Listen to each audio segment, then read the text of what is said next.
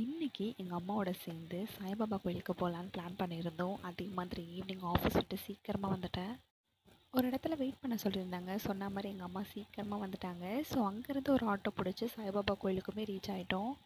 சாமிக்கு போடுறதுக்காக பூ, அதுக்கப்புறம் எங்கள் அம்மா வீட்லேயே பிரசாதம் பண்ணி எடுத்து வச்சுருந்தாங்க.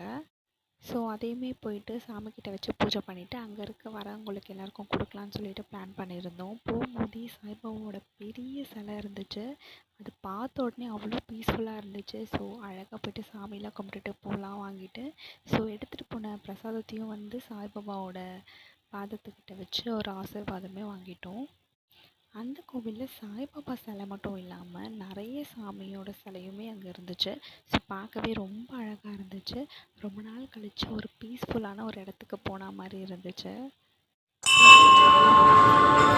கும்பிட்டு முடிச்சுட்டு ஸோ அங்கே வேறு ஒருத்தவங்களும் பிரசாதம் கொடுத்துருந்தாங்க. ஸோ அதையுமே வாங்கிட்டு ஸோ ரெடியாக வீட்டுக்கும் வந்தாச்சு. நீங்கள் யாரெல்லாம் வியாழக்கிழமை அதுவும் சாய்பாபா